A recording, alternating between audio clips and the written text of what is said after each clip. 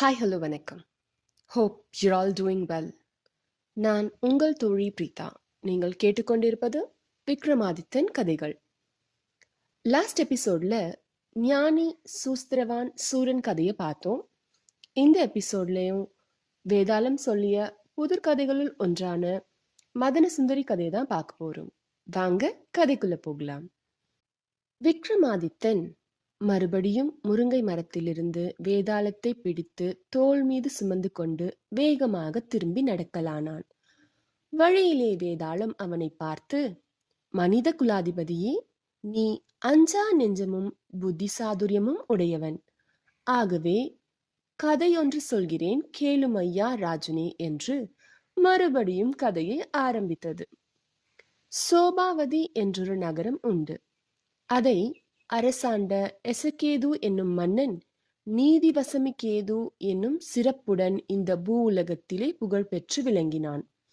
அவனுடைய தலைநகரிலே சக்தி வாய்ந்த தெய்வம் என உலக பிரசித்தி அடைந்த துர்க்கை அம்மனுக்கு ஓர் அழகிய ஆலயம் இருந்தது. அதற்கு தெற்கே துர்க்கை தீர்த்தம் என்ற தடாகமும் இருந்தது. ஒவ்வொரு வருஷமும் ஆஷாட மாதத்திலே சுக்லபக்ஷ சதுர்த்தசி அன்றைக்கு அங்கே ஒரு பெரிய உற்சவம் நடக்கும். தேர் திருவிழா கொண்டாட்டங்களை காண்பதற்காக அன்றைய தினம் ஏராளமான மக்கள் கூட்டம் கூட்டமாக திரண்டு வருவார்கள்.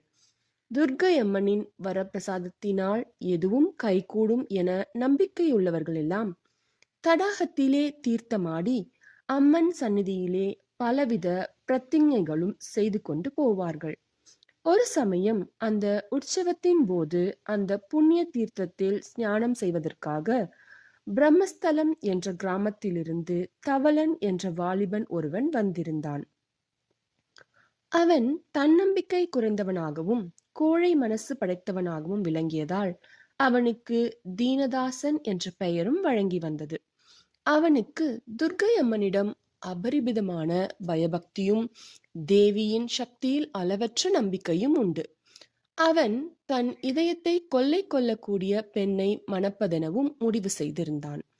அந்த உற்சவ காலத்தில் சுத்தபடன் என்பவனுடைய மகளான மதனசுந்தரி என்னும் கன்னிப்பெண் ஒருத்தியும் தன்னை போலவே அங்கு ஸ்நானம் செய்ய வந்திருப்பதை தவளன் கண்டான். புதுநிலவை பழிக்கும் அழகுடைய அவளை கண்டவுடனே அவன் தன் உள்ளத்தை பறிகொடுத்தான். திருவிழா பார்க்க வந்த பெண் தனக்கு கிடைப்பாளா என்று பெருத்த ஏக்கம் அவன் நெஞ்சத்தை வாட்டியது. அவன் துர்க்கையம்மன் சன்னிதானத்தை அடைந்து, மகிஷாசுர மர்தினியே, நான் கருதிய பெண்ணை மனைவியாக அடைவதுதான் என் வாழ்க்கையின் லட்சியம். அவளோடு நான் சிறிது காலமே மனவாழ்வை ருசித்தாலும் போதும். என் உயிரின் ஒரே ஆசை திருப்தி அடைந்துவிடும். என் ஆசை அபிலாஷையை நிறைவேற்று. அந்த பெண் என்னை மனம் செய்து கொள்வாளேயானால் மறுமுறை உன்னை ஸ்மரணை செய்யும் போது என் தலையை வெட்டி உன் பாதார விந்தத்திலே சமர்ப்பிப்பேன் என்று பிரதிஜ்ஞை செய்து கொண்டான். அதன் பிறகு தன் கருத்தை கவர்ந்து கொண்ட அந்த கன்னிகை யார், எந்த ஊர் என்பதை போன்ற விவரங்களை விசாரித்து அறிந்து கொண்டு அவள் மீது கொண்ட மோகத்தோடு அவன் வீடு திரும்பினான். அங்கே அவனுக்கு இருப்பு கொள்ளவில்லை, ஆகாரம் செல்லவில்லை. இதை கண்டு அவன் தாயார் கவலை கொண்டு இதற்கு காரணம் என்னவென்று அவனை விசாரித்தாள். அவனும் உண்மையை சொல்லி தன் ஆசைகளை தெரிவித்தான். தாயாரும் உடனே தன் கணவர் விமலரிடம் சென்று விஷயத்தை சொன்னாள். இதை கேட்ட தகப்பனும் தன் மகனை வந்து பார்த்து, மகனே, சுலபமாய் கிட்டக்கூடிய இந்த விஷயத்திற்காக நீ ஏன் இப்படி அதைரியப்பட்டு கலங்குகிறாய்? நான் கேட்டால் சுத்தப்படன் தன் மகளை உனக்கு கட்டாயம் மனம் செய்து கொடுப்பான். அவனுக்கு நாம் குலம், செல்வம், அந்தஸ்து, தொழில் முதலிய எல்லாவற்றிலும் சமமானவர்களே, எந்த விதத்திலும் குறைந்தவர்கள் அல்ல. எனக்கு அவனை தெரியும், அவனும் என்னை நன்றாக அறிவான். ஆகவே இந்த சம்பந்தத்தை ஏற்பாடு செய்வதில் சிரமம் எதுவும் இல்லை என்று சொன்னான். இவ்விதம் விமலன் தன் மகனை பல வார்த்தைகளால் சமாதானப்படுத்தி தேற்றி ஆகாரம் உட்கொள்ள செய்தான். மறுநாள் அவன் தன் மகனுடன் புறப்பட்டு சுத்தப்படன் வீட்டுக்கு சென்றான். அங்கே அவன் தன் மகனுக்கு மதனசுந்தரியை மணம் செய்து கொடுக்க வேண்டும் என்று கேட்டான். சுத்தப்படனும் அதற்கு சம்மதித்தான். முகூர்த்தம் பார்த்தபோது மறுநாளே நல்ல நாளாக இருந்தது. அதனால் மறுநாளே கல்யாணம் நடந்தது. மதனசுந்தரியும் தவளனை பார்த்தது முதல் அவன் மீது மையல் கொண்டிருந்தாள். இந்த கல்யாணத்திலே அவளுக்கும் பரம சந்தோஷம் உண்டாயிற்று. கல்யாணம் கழித்து தவளன் புது பொண்டாட்டியுடன் சொந்த ஊர் திரும்பி வந்து சேர்ந்தான். விரும்பியவளை அடைந்த வாலிபன் புதுமணத்தின் ஆனந்த தேனை பருகி ஆசை தீர சில நாட்கள் இன்ப வாழ்வை அனுபவித்து வந்தான். இவ்விதம் புதுமண தம்பதிகள் இருவரும் ஊரில் இருக்கும்போது ஒரு நாள் மதனசுந்தரியின் சகோதரன் அவ்விடம் வந்து சேர்ந்தான். தமையனுக்கும் தங்கைக்கும் இடையே உயிருக்கு உயிரான வாத்சல்யம் உண்டு. தங்கையின் வீட்டில் அவனை எல்லோரும் அன்புடன் வரவேற்று குசல பிரசனம் செய்து தங்கள் அன்பை தெரிவித்தார்கள். சாப்பாடு ஆன பிறகு இளைப்பாறும் போது அவன் பெரியவர்களை பார்த்து, ஊரிலே துர்காதேவியின் உற்சவம் நடைபெறுகிறது. அதற்கு என் தங்கை மதனசுந்தரியையும் அவள் கணவரையும் அழைத்து வரச் சொல்லி என் தகப்பனார் என்னை அனுப்பி வைத்தார் என்று சொன்னான். அதற்கு அவர்கள் ஒப்புக்கொண்டு விருந்து வைத்து அனுப்ப விரும்பினார்கள். மறுநாள் காலையில் தவளன் தன் மனைவி மதனசுந்தரியுடன் மாமனார் வீட்டிற்கு கிளம்பினான். உரிய காலத்தில் அவர்களுடன் சோபாவதி நகரை அவன் அடைந்தான்.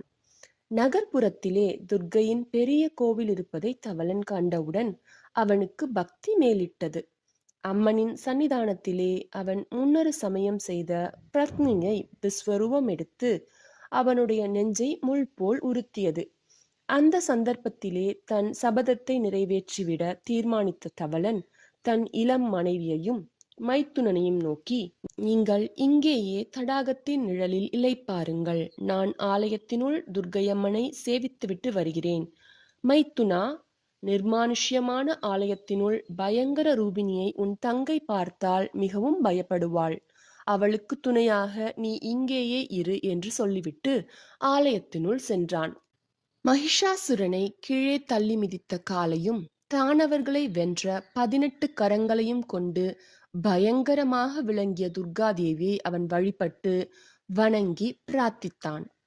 அப்போது அவன் மனதில் பழைய எண்ணம் புதிய உருவில் வைராக்கிய சித்தமாக உதித்தது. தேவியின் அருளை பெற மக்கள் எல்லோரும் பலவிதமாக உயிர் பலி இடுகிறார்கள். அவ்விதம் இருக்க தேவியை திருப்தி செய்து பிரகதியில் உய்வதற்காக ஏன் அவளுக்கு என்னை பலியிட்டு கொள்ளலாகாது? இவ்விதம் நினைத்தவுடனே அவன் நிர்மானுஷ்யமாய் இருந்த அந்த கர்ப்ப கிரகத்திலிருந்து நீண்ட காலத்திற்கு முன்னதாக யாரோ காணிக்கை செலுத்திய கத்தியை வெளியே எடுத்து வந்தான். பிறகு மணியை கட்டி தொங்கவிடப்பட்டிருந்த சங்கிலியில் தன் தலைமயிரை முடிந்து கட்டிவிட்டு அந்த கத்தியால் தன் கழுத்தை அறுத்து கொண்டான். துண்டித்தவுடனே தலைமயிர் கட்டு அருந்து தலை வேறு உடல் வேறாக கீழே விழுந்தன. வெளியே வெகு நேரமாக காத்திருந்த மைத்துனனோ கோவிலுக்குள் போன தன் தங்கை புருஷன் திரும்பி வராததைக் கண்டு எதனால் தாமதம் ஏற்பட்டது என்று அறிந்து வர விரும்பினான். தங்கையே, நீ இங்கேயே இரு, நான் போய் பார்த்து வருகிறேன் என்று அவன் சொல்லிவிட்டு ஆலயத்தினுள் சென்றான். உள்ளே தன் சகோதரி கணவன் தலையறுத்து கிடப்பதைக் கண்டு கலக்கம் அடைந்தான். இதை போய் சொன்னால் தங்கை எப்படி சகிப்பாள் என்று மனம் குலைந்த அவனும் அதே கத்தியால் அதே போல தன் கழுத்தையும் அறுத்து கொண்டு தலை வேறு உடல் வேறாக கிடந்தான். போன புருஷனும் அண்ணனும் வராததைக் கண்ட மதனசுந்தரி பெரிதும் கலவரம் அடைந்தாள்.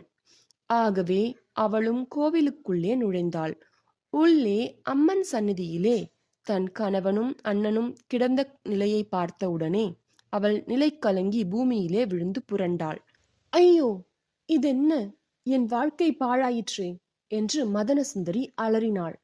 இவ்விதம் திடீரென்று கொலையுண்ட இருவரையும் நினைத்து அவள் பலவாறாகவும் பிரலாபித்தாள். பிறகு அவள் எழுந்து இனி இவ்வாழ்வினால் என்ன பிரயோஜனம் என்று தனக்குத்தானே சொல்லிக் கொண்டாள். அம்பிகே, மக்களின் நல்வாழ்க்கை, மாங்கல்யம், சம்பத்து ஆகியவற்றை காத்து ரட்சிக்கும் தேவி நீதான். மாதர்களுக்கு உன்னையன்றி புகலிடம் வேறு உண்டோ? உன் கணவரான சிவபெருமானை உன் உடல் பாதியிலே கொண்டிருக்கிறாய். அவ்விதம் இருந்தும் நீ என்னுடைய கணவனையும் சகோதரனையும் அபகரித்து விட்டாய். நான் சதா உன்னையே நம்பி வழிபட்டு வருகிறேன். அப்படி இருக்க நீ செய்தது நியாயமே இல்லை. இப்போது உன்னை நான் ஒரு வரம் அளிக்க வேண்டுகிறேன். எதற்கும் அருகதையற்ற இவ்வுடலை உன் சந்நிதியிலே இப்போதே தியாகம் செய்துவிடப் போகிறேன். இனி எனக்கு கிடைக்கப் போகும் மறு ஜென்மத்தில் அது எதுவாக இருந்தாலும் சரி, இவ்விருவரையும் என் கணவராகவும் சகோதரராகவும் அடையும்படி அனுகிரகிக்க வேண்டும். இவ்விதம் தேவியை மதனசுந்தரி வேண்டிக் கொண்டு மறுபடியும் மாதாவை பணிந்து எழுந்தாள். பிறகு அவள் பக்கத்தில் இருந்த கொடியை கொண்டு சுருக்கு தயார் செய்து அதை ஓர் அசோக மரத்தில் கட்டினாள். தன் கழுத்தை நீட்டி அந்த சுருக்கை போட்டுக்கொள்ளும் சமயத்தில் ஆகாசத்தில் ஓர் அசரீரி வாக்கு எழுந்தது. அவசரப்பட்டு எதையும் செய்து விடாதே குழந்தாய். நீ சிறுசானாலும் உன்னுடைய மனதைரியம் கண்டு நான் சந்தோஷம் அடைந்தேன். இந்த சுருக்கு இப்படியே இருக்கட்டும். நீ உன் கணவன் சகோதரர் ஆகியவர்களுடைய தலைகளை அவர்கள் உடல்களுடன் சேர்த்துவிடு. என் அருளால் அவர்கள் மறுபடியும் உயிர் பெற்று எழுந்து விடுவார்கள். அதை கேட்ட மதனசுந்தரி மனம் மகிழ்ந்து அந்த சுருக்கை விட்டு கீழே குதித்து தலையறுபட்டு கிடக்கும் முண்டங்களை நோக்கி வேகமாக ஓடினாள். அவளுக்கிருந்த பதற்றத்தில் தான் என்ன செய்கிறோம் என்பதை அறியாமல் கை தவறி அவள் தன் கணவனின் தலையை தமையனின் உடலிலும் தமையனின் தலையை கணவன் உடலிலும் மாறுபாடாக பொருத்திவிட்டாள். அசரீரியின் வாக்கு பிரகாரம் அவ்விருவரும் உடனே உயிர் பெற்று எழுந்தனர். அவர்கள் ஒருவரை ஒருவர் அளவலாவி தங்களுக்கு நேரிட்ட புனர்ஜென்மத்தை கேட்டு சந்தோஷம் அடைந்தார்கள். துர்காதேவியை வழிபட்டு மூவரும் மேற்கொண்டு தங்கள் பிரயாணத்தை தொடங்கினார்கள். நடந்து செல்லும் போது தலைகளை மாற்றி வைத்து விட்டதை மதனசுந்தரி அறிந்து கொண்டாள். அவளுக்கு கலக்கம் ஏற்பட்டது. என்ன செய்வதென்றே விளங்கவில்லை. கணவன் தலையோடும் தமையன் உடலோடும் கூடிய ஓர் உருவம், கணவன் உடலோடும் தமையனின் தலையோடும் கூடிய ஓர் உருவம். இவ்விருவரில் மதனசுந்தரிக்கு கணவன் யார், தமையன் யார்? இவ்விதம் வேதாளம் கூற கேட்ட விக்ரமாதித்த மகாராஜன் பின்வரும் பதிலை சொன்னான். அந்த இரண்டு உருவங்களில் எவன் அவளை தன் மனைவி என்ற நினைப்பில் பார்க்கிறானோ அவன்தான் அவளுடைய கணவன். அந்த பதிலை கேட்ட வேதாளம் மறுபடியும் முருங்கை மரத்தின் மீது ஏறி தொற்றிக்கொண்டது. கதை நல்லா இருந்துச்சு இல்லைங்க? ஆனா இதுதான் பதறிய காரியம் சிதறுன்னு சொல்வாங்க. எப்பவுமே பதட்டப்படுறதுனால எந்த விஷயத்தையுமே ஒழுங்கா செய்ய முடியாது.